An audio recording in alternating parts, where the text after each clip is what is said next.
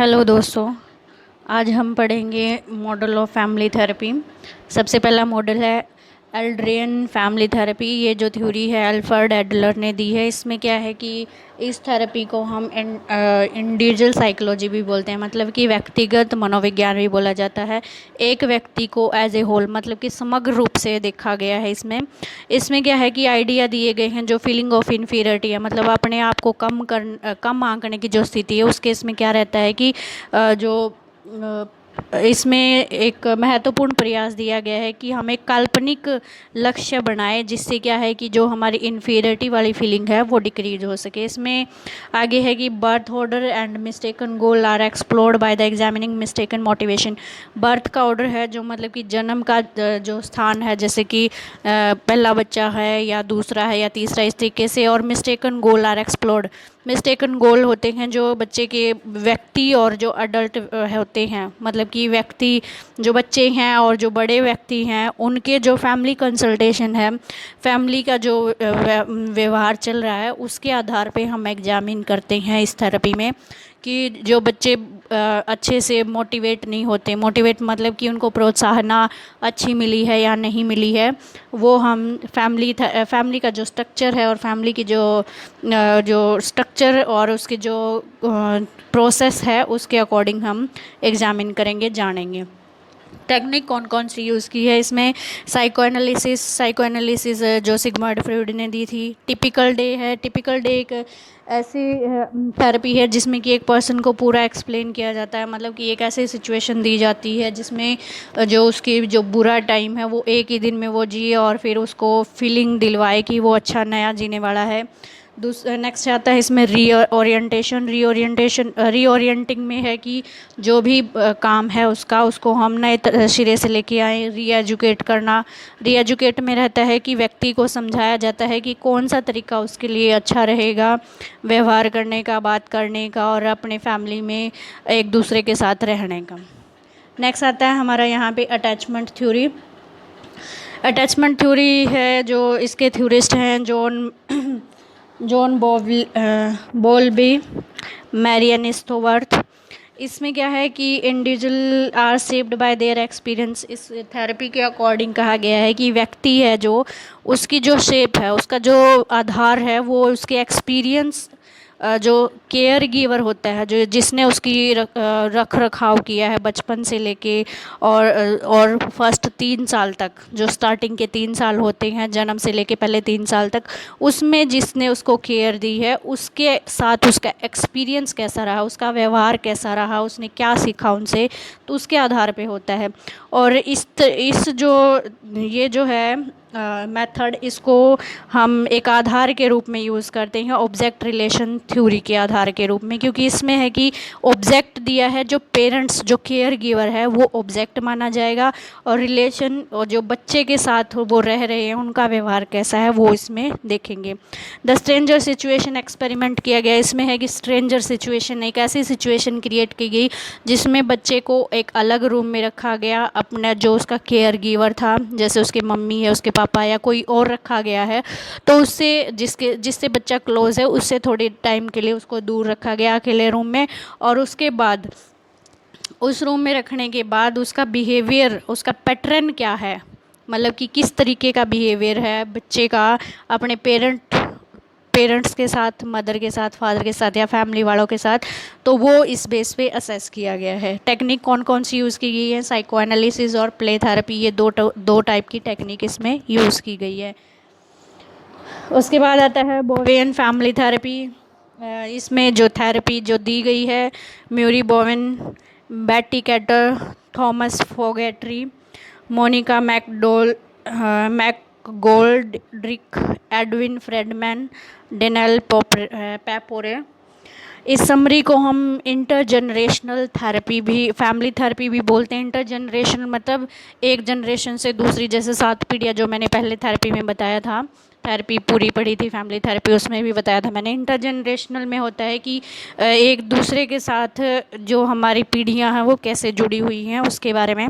Family member are drive to achieve a balance of internal और external differentiation. Family member होते हैं वो क्या है कि मेन चीज़ क्या होगी कि वो एक इंटरनल और एक्सटर्नल जो डिफरेंशिएशन आता है फैमिली में, लाइक जैसे कि आपके हमारे जो दादा हैं, दादा दादी हैं, उनके जनरेशन में क्या गैप था और हमारे वाले में जो इंटरनल और एक्सटर्नल डिफरेंस आया है, भिन्नता आई है, उसमें क्या डिफरेंस है, उस भिन्नता को समान करने का काम होता है फैमिली वालों का।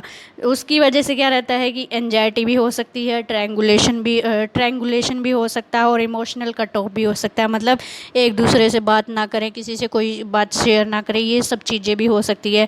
इसकी वजह से क्या है कि फैमिली का जो न्यूक्लियस प्रोसेस है वो बहुत ज़्यादा अफेक्ट हो जाता है अगर ये सब चीज़ें आ जाती हैं, जिसमें कि जनरेशनल गैप अगर कट ऑफ नहीं हुआ या उससे वो बाहर नहीं निकले हैं तो।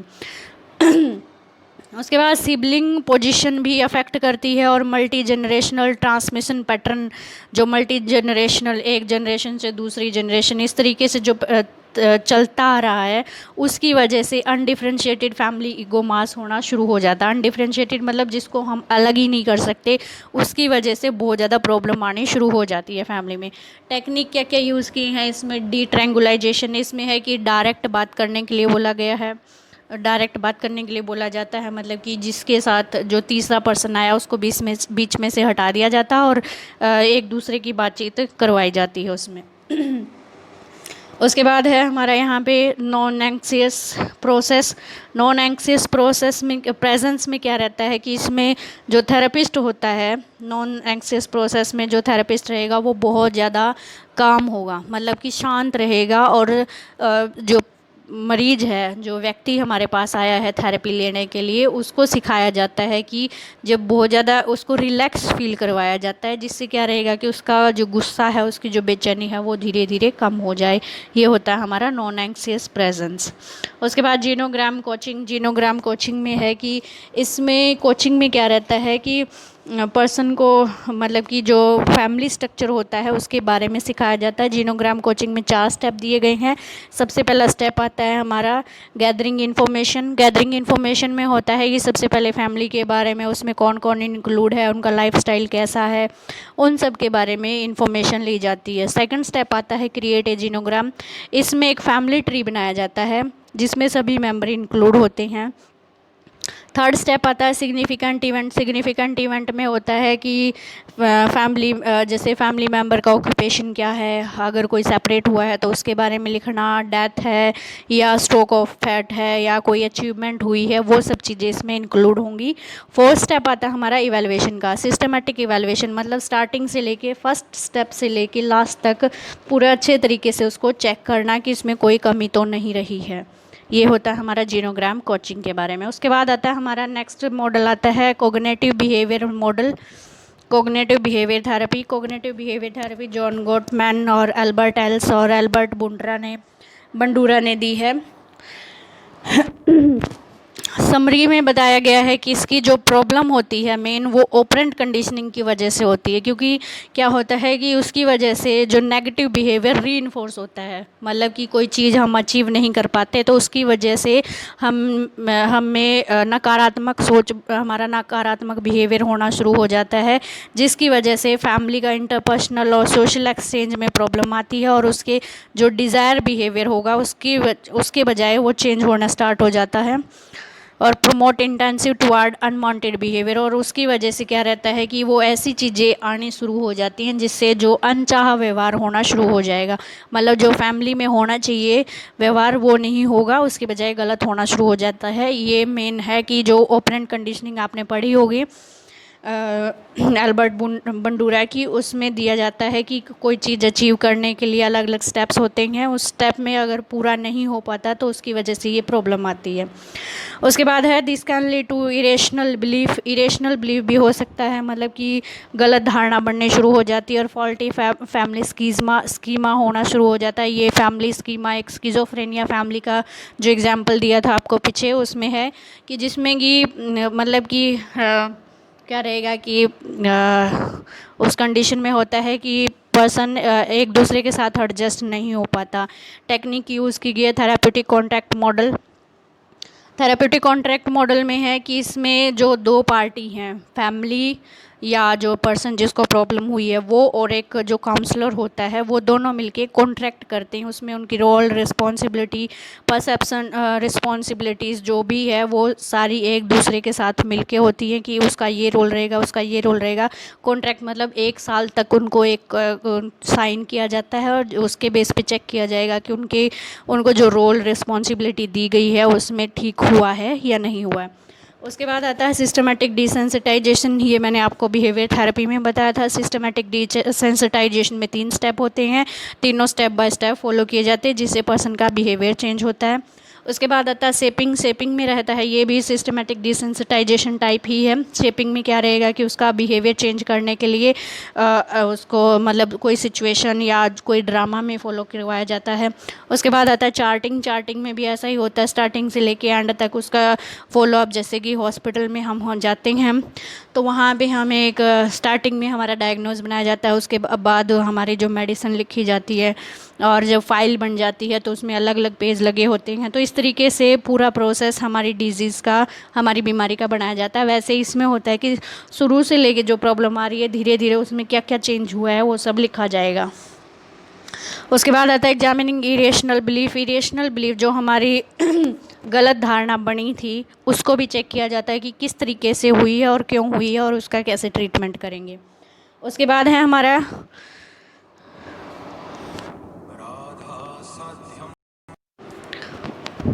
नेक्स्ट है हमारा collaborative language system. Collaborative language system जो मॉडल है ये इसके थ्रू दिया गया है हैरी ग्लूसेन, हार्लेन एंडरसन, टॉम एंडरसन, लेन हॉफमैन।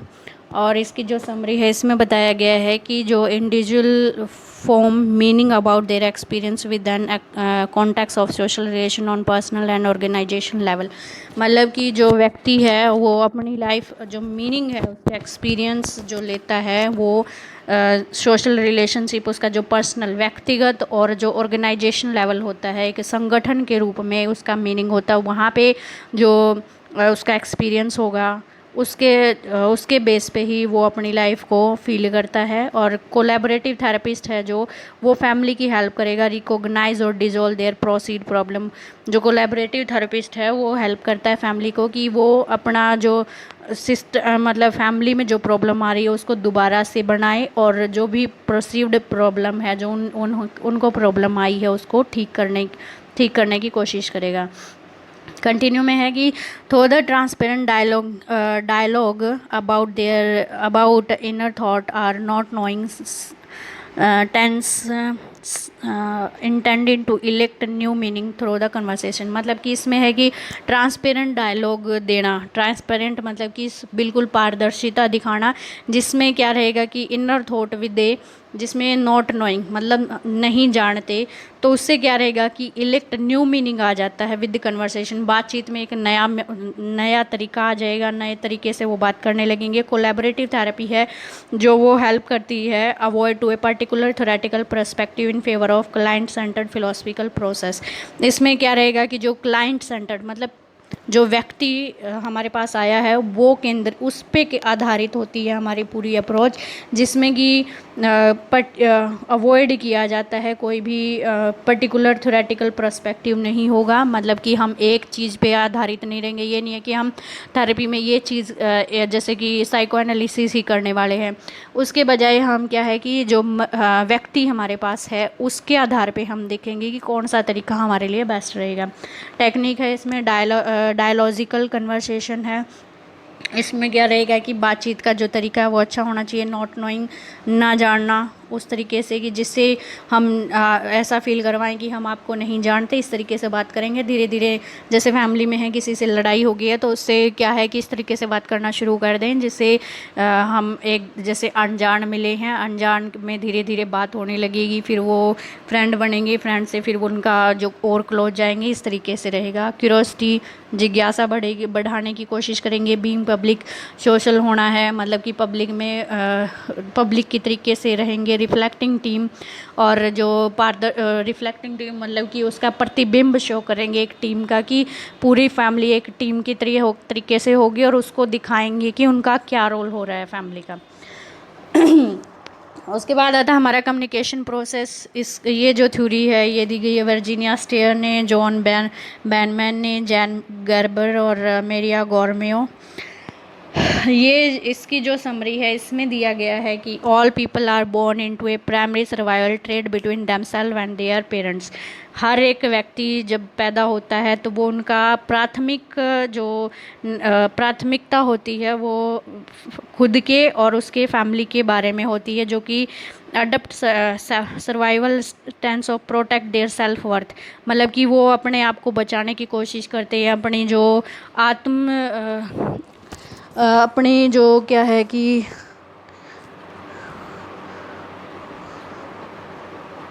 आत्म सुरक्षा के लिए सुरक्षा को बचाने के उत्तरजीविता होती है, जिसमें उसको अपनाने की कोशिश करते हैं।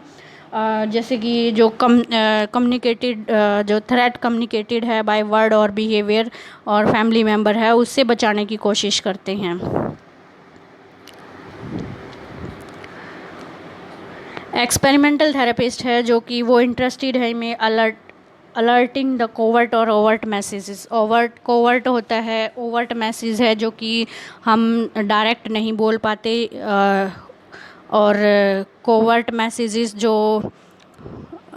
कोवर्ट होता है कि जो हम एकदम से बोल दें, और कोवर्ट में रहेगा कि जो हम अच्छे से किसी को बोल नहीं पाते, तो उनमें फैमिली मेम्बर को अलर्ट करने की कोशिश की जाती है। और साथ में क्या रहेगा कि उसका असर इस तरीके के मैसेजेस का फैमिली वालों पे क्या असर होने वाला है उसके बारे में भी बताया जाता है।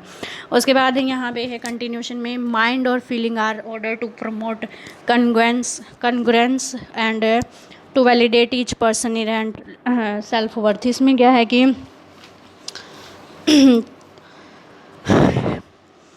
इसमें माइंड और जो हमारा मन और हमारी जो इमोशनल जो हमारी भावनाएं हैं उनको बढ़ावा देने के लिए, और प्रत्येक व्यक्ति के निहित जो आंतरिक आत्म योग्यता है उसको मान्य करने के लिए ये जो टेक्निक है ये यूज़ की गई है, जो ये थेरेपी है वो हेल्प करती है। इसमें कौन कौन सी टेक्निक यूज़ की गई है? इक्वालिटी, सबको एक जैसा होना चाहिए। मॉडलिंग कम्युनिकेशन में है कि उनको एक मतलब कि जैसे रोल मॉडल तरीके से रहेगा उसके बारे में।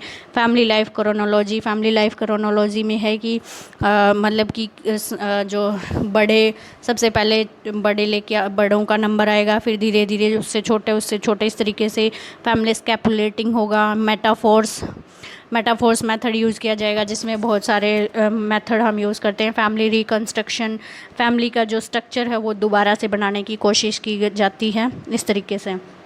नेक्स्ट आता है कॉन्टेक्सचुअल थेरेपी जो दी गई है एवन बोस-जॉर्मेनी नेगी ने।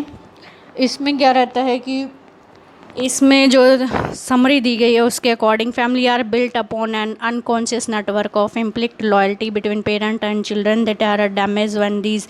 मतलब कि जो फैमिली है वो हमारी बनी हुई है अनकॉन्शियस नेटवर्क, मतलब कि अचेतन जो तरीका है, अचेतन मन या जिसको बोलते हैं अचेतन मन, आपने सुना ही होगा। अचेतन चीज़ें हैं जैसे कि नेटवर्क हमारा रहेगा यहाँ पे एक दूसरे के साथ बंधे हुए हैं, जिसमें क्या है कि जो लॉयल्टी होती है हमारी जो वो पेरेंट्स और बच्चों के बीच में जब होती है तो वो डैमेज हो जाती है जब रैशनल एथिक्स आने शुरू हो जाते हैं।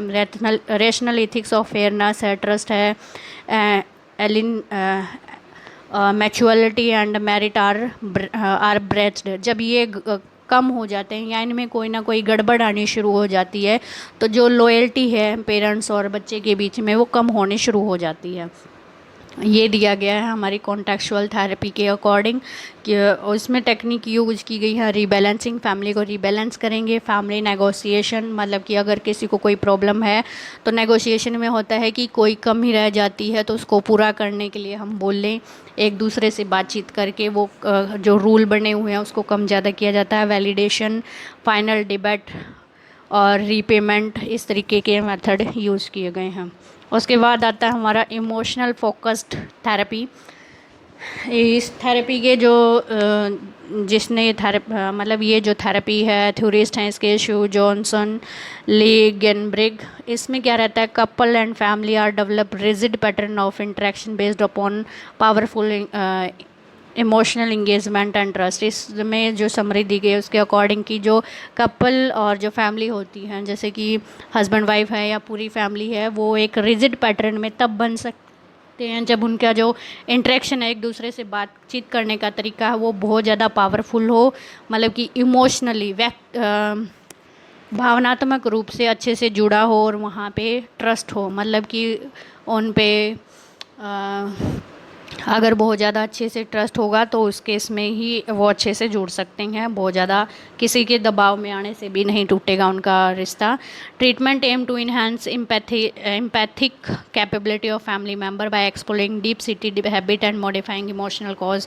इसमें जो मेन ट्रीटमेंट होता है उसका मेन एम क्या है कि एम्पैथेटिक कैपेबिलिटी, एम्पैथेटिक मतलब दूसरे की भावना को समझने की जो आदमी की व्यक्तिगत है, उसकी जो कैपेबिलिटी है वो चेक करना फैमिली मेम्बर की, जो कि डीप सीटेड हैबिट है, जो गहरी आदत है उनकी, और मॉडिफाइंग इमोशनल क्यूज़, और जो उनके इमोशनल प्रॉब्लम्स हैं उसको ठीक करने के बाद वो एक दूसरे के साथ जुड़े रहें और आत्मीयता का रोल प्ले करें। तो वो इस तरीके से करवाया जाता है। टेक्निक है रिफ्लेक्ट करवाया जाता है।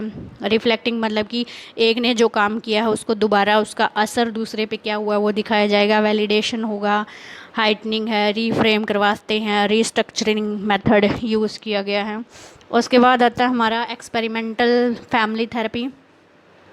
एक्सपेरिमेंटल फैमिली थेरेपी दी गई है कार्ल वेट्रिकर ने, डेविड कैथी, लुआर, Robert Walter Kempler, John Warrington, Thomas Malone और अगस्ट नेपोर ने। समरी में एक्सप्लेन किया गया है, steaming the gestalt foundation changes and growth can be occur through an existing encounter with the therapist who is intentionally real and authentic with the client without patience। जो experimental है theory है वो क्या है कि जो हमारा गेस्टाल्ट है उसकी नवीन से परिवर्तन और वृद्धि एक परिवर्तन और विधि चिकित्सक के साथ अस्तित्ववादी मुठभेड़ है। अस्तित्ववादी मतलब इसेंशियल एनकाउंटर है, अस्तित्ववादी मुठभेड़ है, जिसमें क्या है कि जो जानबूझकर वास्तविक और बिना दिखावे के ग्राहकों को, जो मतलब कि हमारा व्यक्ति होता है जिसको हम थेरेपी दे रहे हैं उसके साथ प्रमाणिक है, जो बिना दिखावे के रियल में अच्छे से उसके साथ जुड़ी हुई है।